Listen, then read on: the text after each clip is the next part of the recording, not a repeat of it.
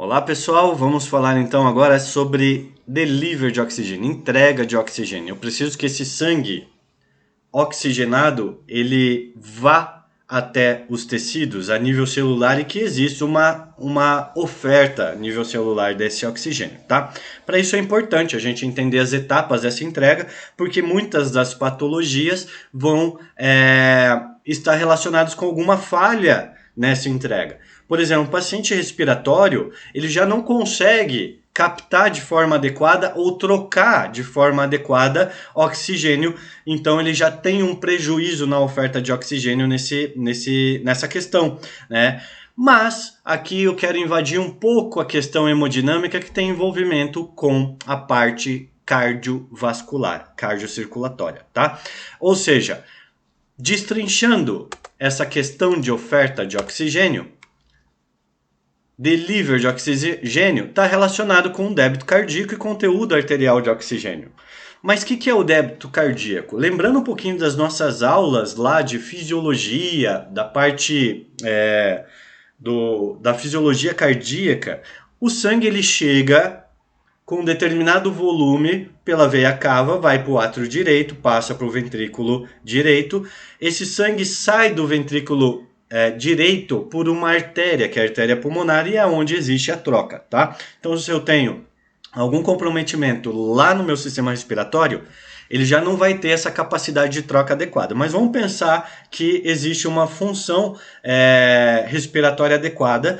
Esse sangue que chega no pulmão é realizada a troca, né, de oxigênio e CO2.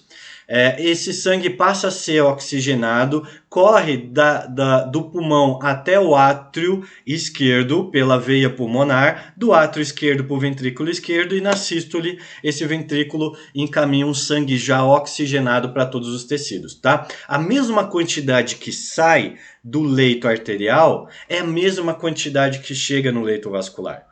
Então, a grande diferença é que eles chegam em pressões diferentes. Mas o que é débito cardíaco? Se a gente lembrar, débito cardíaco é a capacidade, a quantidade, na verdade, de volume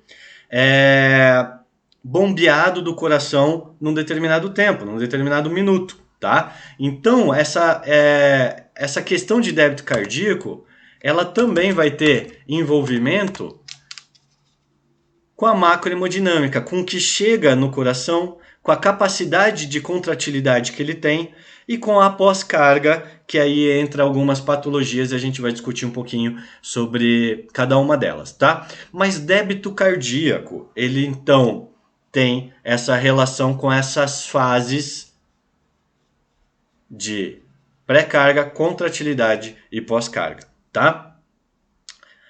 Resumindo, se eu tenho pouco sangue ou pouco volume chegando no meu coração, eu tenho prejuízo na oferta. Então, meu delivery de oxigênio, ele passa a ser diminuído, porque é necessário que exista uma pressão adequada também, um volume adequado que circule esse sangue oxigenado para todos os tecidos. Se eu tenho alguma alteração, algum comprometimento na função cardíaca propriamente dita, ou seja, na incapacidade de contratilidade, e algumas patologias geram isso, esse sangue não vai conseguir também ser bombeado. Então eu tenho prejuízo na minha oferta de oxigênio.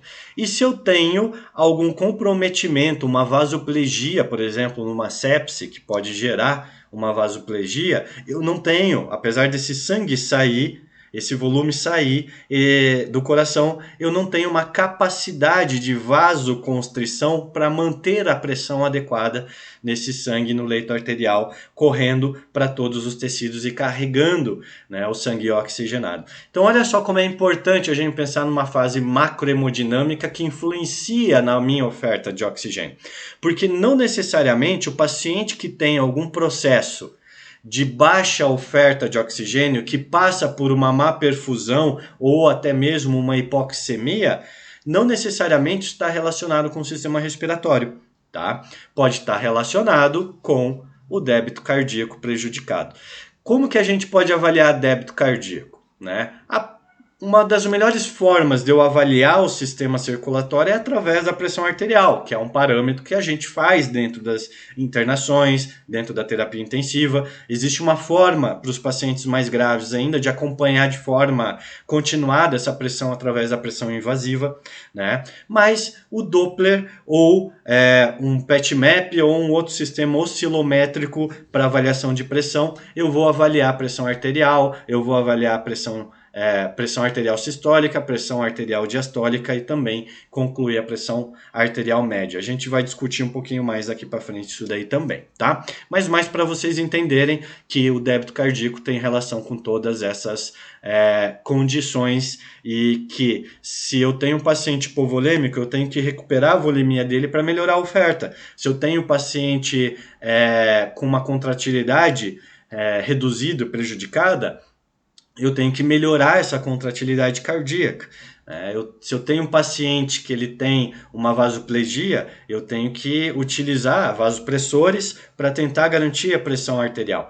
Então, são vários mecanismos que a gente vai discutindo daqui para frente, tá? Eu queria mais chamar a atenção para que, quando eu quero melhorar a entrega, eu tenho que garantir que o débito cardíaco está adequado, tá? Por que a gente está falando isso? Porque existem várias formas de avaliar, né, uma contratilidade, várias formas de avaliar uma hipotensão, uma hipovolemia, desculpe, por exemplo, várias formas de a gente avaliar a condição pós-carga também desse paciente, tá? Os mais de praxe acaba sendo a avaliação da volemia, da contratilidade e da pós-carga, ou seja, do débito cardíaco de uma maneira geral, com o recurso de ecocardio. Então é um recurso não invasivo que a gente tem como estimar o débito cardíaco desses pacientes, avaliar a função cardíaca de uma maneira geral, tá? Se tem volume chegando, se a contratilidade está boa, o meu problema pode estar, se a contratilidade está boa, o meu problema pode estar aqui, ó, na pós-carga. Vou buscar evidências e indícios de que esse paciente está passando por um evento vasoplégico, por exemplo, tá? Não necessariamente todo paciente com hipotensão eu tenho que colocar volume nele. Não necessariamente todo paciente que tem hipotensão eu tenho que colocar inotrópico positivo, por exemplo. Não necessariamente todo paciente que tem hipotensão eu tenho que colocar vasopressor. Ou seja, entender qual que é essa fase ou que a gente chama de localização hemodinâmica, da macrohemodinâmica, a gente vai conseguir garantir a melhor abordagem para o nosso paciente. Isso é bem importante, é algo muito superficial que eu estou falando de débito cardíaco aqui para vocês, mas é mais para chamar a atenção que a gente tem que, como profissionais, sempre garantir que existe uma entrega adequada. A gente vai aprender como suspeitar que essa entrega, por exemplo, não está adequada ou como realmente tirar essa questão de entrega junto com as relações de consumo que a gente vai ver, como mapear, como localizar essa hemodinâmica também, tá? Mas mais para vocês entenderem mesmo. Débito cardíaco, então, é uma questão macrohemodinâmica que tem relação com algumas localizações que podem estar representadas por pré-carga, contratilidade e pós-carga, tá? Pré-carga existe uma forma também não muito utilizada hoje em dia, porque saiu um pouco dos consensos ou não tem evidência tão enfática sobre a funcionalidade, mas através do catéter venoso central estima a volemia, né? Mas o ecocardio é um exemplo muito legal aí para a gente estimar o débito cardíaco do paciente. Garantido o débito cardíaco e atuando de maneira correta, né? E não jogando prova de carga, botando inotrópico positivo e já fazendo vasopressor, por exemplo, ou seja, atuando naquilo que o paciente realmente está necessitando de acordo com a localização hemodinâmica que está influenciando nessa oferta, ou seja, ou influenciando no débito cardíaco, a gente vai buscar essa correção e também a gente vai, a partir desse momento, dar continuidade na nossa investigação sobre se essa entrega está sendo adequada ou não através do conteúdo arterial de oxigênio que a gente vai falar na próxima aula.